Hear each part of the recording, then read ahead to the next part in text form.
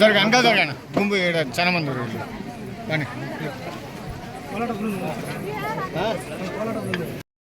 ఈ కార్యక్రమ నిర్వాహకులు నూతనకల్ తహసీల్దార్ గారికి, నూతనకల్ ఎంపీడీఓ గారికి, నూతనకల్ ఇన్ఛార్జి గారికి, గౌరవ market committee chairman Giridhar Reddy గారికి, సింగల్ విండో చైర్పర్సన్ సుధారాయణ సుధాకర్ రెడ్డి గారికి, జయసూర్య సుధాకర్ రెడ్డి గారికి, ఇక్కడికి వచ్చిన గౌరవ మాజీ సర్పంచ్లకు, మాజీ ఎంపీపీలకు, మాజీ జెడ్పీటీసీలకు, మాజీ వార్డు మెంబర్లకు, వారి కమిటీకి, మార్కెట్ కమిటీ డైరెక్టర్లకు, మా బక్కమిల తండ గడ్డకు వందనం, బక్కమిల తండ బిడ్డకు వందనం, అక్క చెల్లెలకు వందనం, అన్నదమ్ములకు వందనం. బిఆర్ రామ్ రామ్. అదేనా? కరెక్టే కదా? గౌరవనీయులు మన రాష్ట్ర ముఖ్యమంత్రి వర్యులు రేవంత్ రెడ్డి గారి సందేశాన్ని ఇప్పుడు మనం విన్నాం. ఆదివాసీలు, వెనుకబడిన వర్గాలు, అగ్రకులాల్లో ఉండబడిన పేదలందరూ కూడా క్షేమంగా ఉండాలని ఈ రోజు నాడు భారత రాజ్యాంగం అమలులోకి వచ్చి రిపబ్లికన్ దినం జరుపుకున్న సందర్భంగా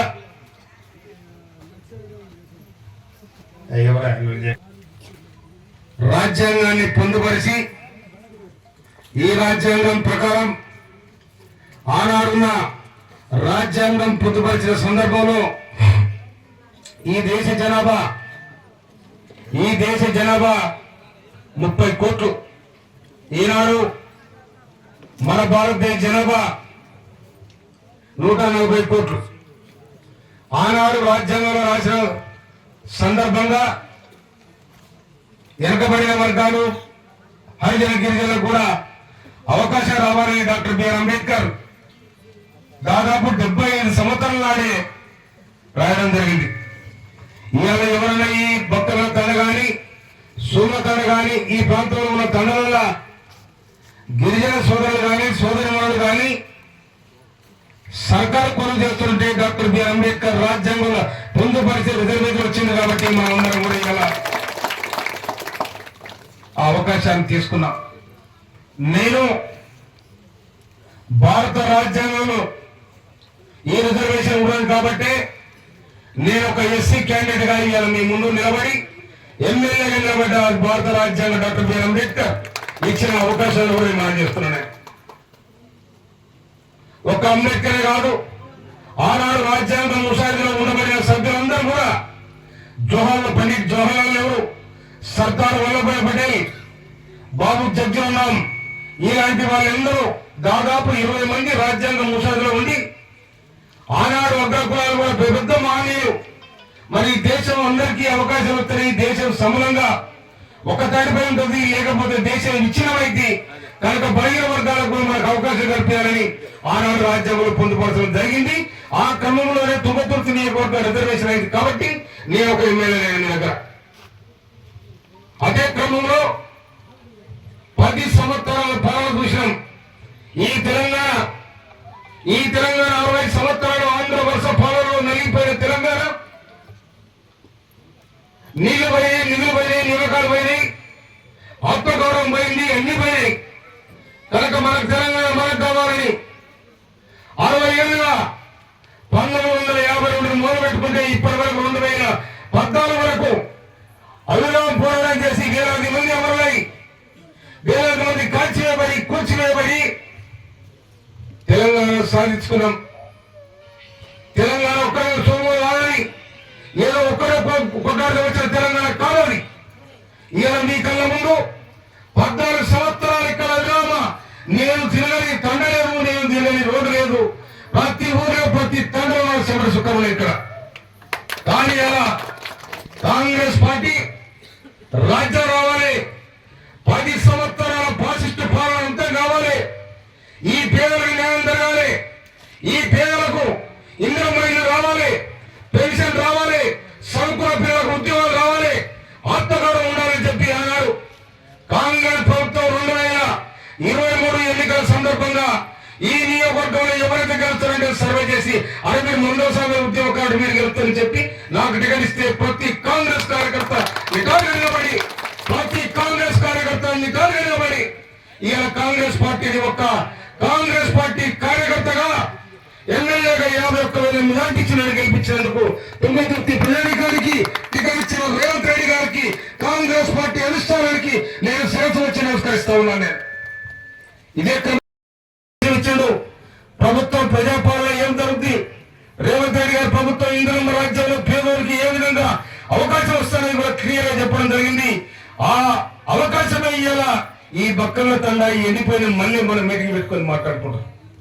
అవునా? ఇది బీడి కదా, ఈ బీడి మీద మనం టెంట్ వేసుకొని మాట్లాడతాం. ఇది ఇంద్రమ్మ రాజ్యం, ఇది ప్రజారాజ్యం, ఇది ప్రజా పాలన.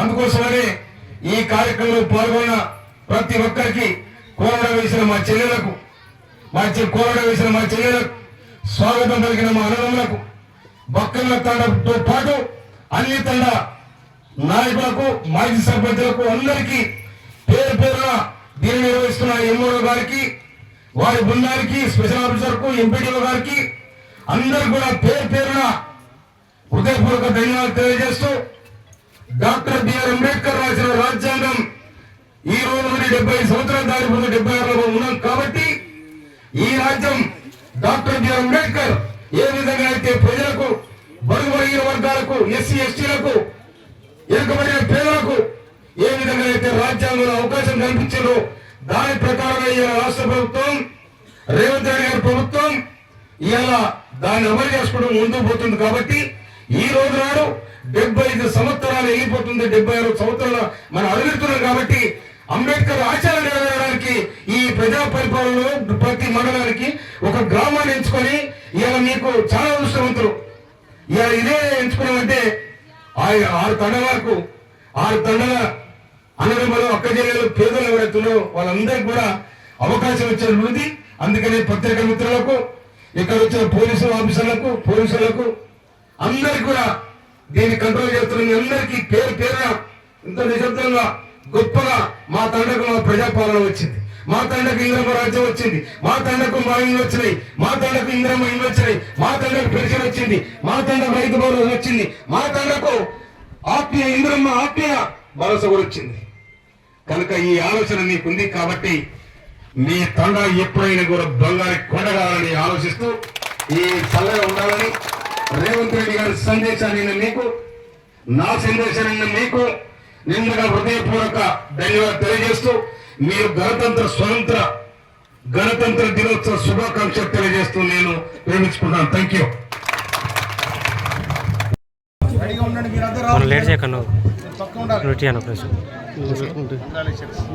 నేనావతి లలిత గారు రండమ్మా.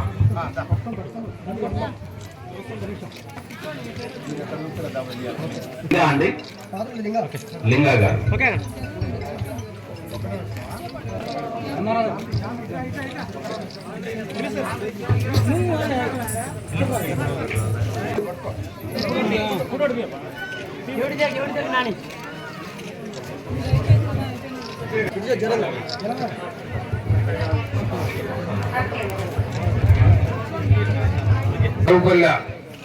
ఎవరైతే 20 రోజులు కంప్లీట్ చేసుకుంటారో దాని లెక్క అంతేనా? ఇందిరా భరోసా అదేనా? సంవత్సరానికి 2023-24 సంవత్సరంలో కంటిన్యూస్ 20 రోజులు పనిచేసిన వాళ్ళకి ఈ ఆత్మీయ భరోసా 12,000 రూపాయలు చొప్పున.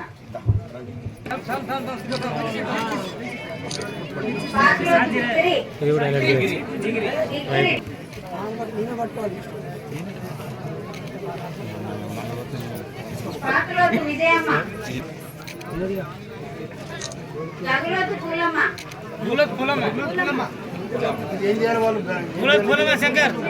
అకౌంట్ నెంబర్ ఇచ్చినాం సార్. అమౌంట్ దాకా పట్టుకోండి. జగలోతు తిత్రి,